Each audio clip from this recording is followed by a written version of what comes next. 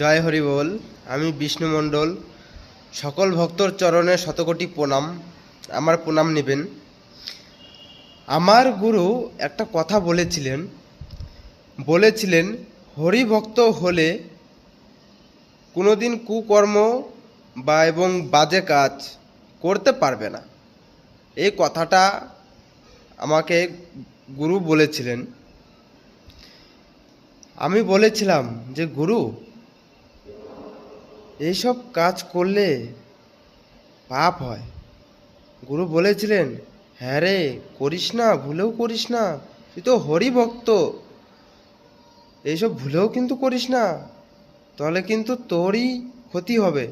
আমি বলেছিলাম গুরু, না গুরু, আমি কোনোদিন পাপ কাজ করিনি আর করব না। এই কথাটা আমি গুরুকে বলেছিলাম। আমি তো হরিভক্ত,